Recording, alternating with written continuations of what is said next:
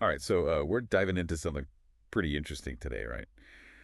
Billionaires, Yep. elections, and Australia's trying to keep them separate. Yeah, it seems like they're getting serious about this whole money and politics thing down there. I mean, yeah, Yeah. it's like a pretty big deal, right? It's Australia's Labor Party is proposing these huge reforms to their campaign finance system. And it's definitely got everyone's attention, globally, I mean. So what are they doing? Like banning billionaires from even running for office, making them wear those funny kangaroo hats as like a punishment or something? Uh-huh. No, nothing that drastic, but it is pretty serious limitations on how much money you can donate to campaigns. Oh, okay. So like what kind of limitations are we talking? Well, they're saying a $20,000 cap per candidate per year. Whoa, okay. So that's like way less than some of these billionaires are used to throwing around, right? Oh yeah, definitely.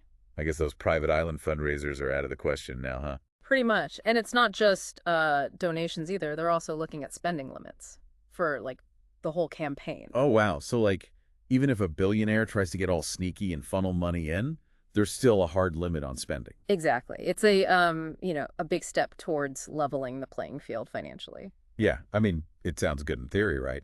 But kind of billionaires are practically financial ninjas. You think they won't find a loophole? Haha. Well, there are always concerns about loopholes. That's, always a possibility. Right, like they'll find them faster than you can say offshore tax haven. True, true. But even if it's not, a perfect solution, it's sending a strong message, I think. Oh, for sure. Like, hey, money shouldn't be the only thing that matters in elections. Exactly. It's a symbolic effort, but an important one. Right, right. Okay, but what about the unintended consequences? Could this actually backfire, hurt smaller parties, candidates who aren't, swimming in cash? That's a good point and a valid concern for sure. Some people argue that these kinds of spending limits actually make it harder for less known candidates. Yeah, because they don't have the name recognition or the huge donor networks, right? Exactly. Campaigns are expensive, and if everyone's limited to the same amount, it can create a disadvantage, especially for newcomers. Right, right. It's like you want to limit the influence of big money, but you also don't want to silence the voices that might actually benefit from a system that's not all about massive fundraising. It's a real balancing act, for sure, finding that sweet spot between promoting fairness and ensuring everyone has a chance to get their message out there. It's tricky, right? Okay, before we get too deep into that, let's rewind a bit. Why is Australia doing this now? Like, what's the motivation behind all of this? Well, there's been this growing concern, really globally, about the influence of the super wealthy in Oh, yeah, politics. for sure. You've got people like Elon Musk, who practically has world leaders on speed dial. It feels like a small group of really rich individuals are having a disproportionate impact on political decisions. It's kind of like we're living in a billionaire-run reality show sometimes, right? Yeah. Like, is this democracy or a season of succession? Haha. That's a good question. But yeah, it's a concern, and this move from Australia is definitely a pushback against that trend. Okay, so they're trying to take on the whole billionaire class. Pretty ambitious. Yeah. But what about the rest of us? The regular voters. What does this all mean for us? Well, that's the million-dollar question, isn't it? And honestly, we don't have all the answers yet. It'll be fascinating to see how this plays out in Australia and what kind of impact it has, globally. Does it lead to fairer elections, empower smaller parties, new candidates? Or does it have some unintended consequences we haven't even thought of yet? It's like a giant political experiment, huh? It really is. And the whole world's watching to see what Yeah, for happens. sure. And it's not just about Australia either. I mean, this conversation is happening everywhere. Okay. Yeah, people are starting to wonder, is this really a democracy if a handful of billionaires can have so much influence? Yeah, it's kind of messed up, right? Like, should the size of your bank account determine how much your vote matters? It's a good question. It definitely raises some big questions about fairness and representation, right? For sure. And that's what makes this move from Australia so interesting. It's a real attempt to, rebalance things a bit, put the focus back on the people, not just the ultra wealthy. Right. Okay, so let's say these reforms actually work. They close the loopholes, they limit the spending, everything's Yeah. actually level. Yeah. What happens next? Does this become the new normal? That's the big question, isn't it? Could this inspire other countries? How interesting. Yeah, if Australia shows that it's possible to, have a system where money isn't the deciding factor, it could be a big deal. Right, because other countries struggling with this same stuff might look at Australia and be like, hey, we could do that too.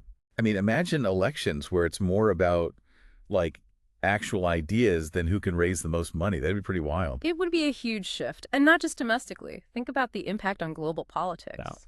Yeah. Billionaires have been able to, exert their influence internationally too, right? Right. Funding think tanks, lobbying foreign governments, even shaping the media narrative. It's true. If this kind of reform takes hold, it could disrupt those power dynamics on a global scale. Whoa. Okay. So we're talking like major geopolitical earthquake stuff here. It's definitely a possibility. So Australia sneezes and the whole world catches a cold, basically. Potentially, yeah. But of course, it's not guaranteed, right? Right. There's going to be pushback, challenges.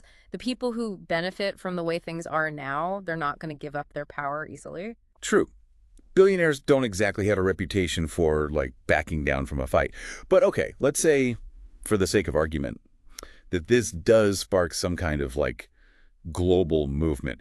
Is that actually a good thing? Are there, like, downsides to all this? Well, there are always potential downsides to any big policy change. Right. And it's important to consider those. I think one of the biggest concerns people have is the impact on free speech. Oh, interesting. Okay. Some people argue that, like, limiting spending is like limiting someone's ability to express their views. Right, right. Like, if you can't spend money to get your message out there, are you really free to speak your mind? Exactly. And it's a complex issue. For sure. People who support reform argue that, unlimited spending actually drowns out the voices of regular people. Right. So it's less about free speech and more about making sure everyone's voice can be heard, not just the loudest ones. Exactly. It's a tough balance to strike. It is. No easy answers.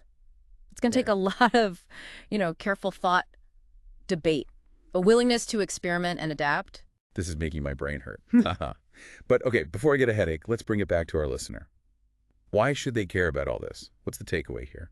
Well, for one thing, it's a really interesting example of how different countries are dealing with this whole issue of money and politics. Yeah. It's a reminder that this isn't just some, abstract political theory, Right. This stuff has real-world consequences for how our societies actually function. Yeah. It's not just some drama happening far away. It could affect how our own elections are run. Absolutely. And it raises some important questions for all of us, like how much influence should money have? Is the current system in your country working? Are you happy with how elections are funded, how campaigns are run? Big questions. Yeah, and they're worth thinking about, especially as we watch this unfold in Australia and potentially beyond. So it's like, we're all in this big old political experiment, huh?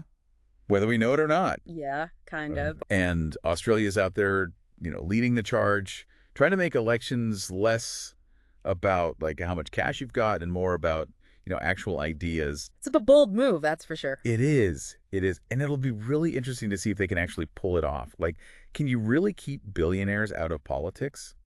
Yeah. It seems almost impossible. It's a tall order, that's for sure. It's like trying to keep a Kardashian out of the tabloids, right?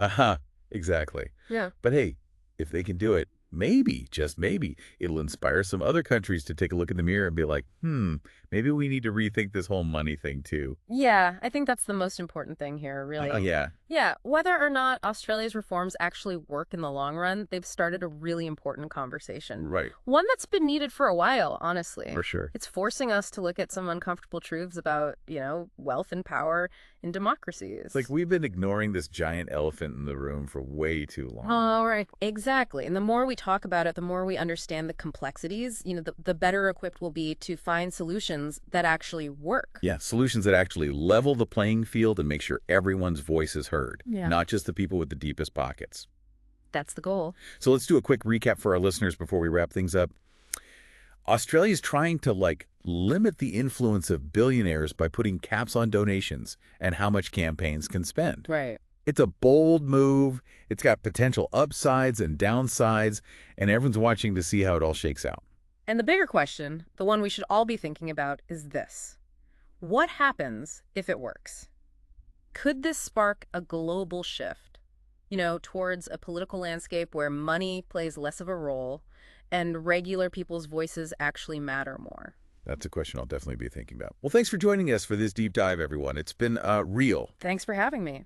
Keep those brains buzzing out there, and we'll catch you next time with another thought-provoking topic.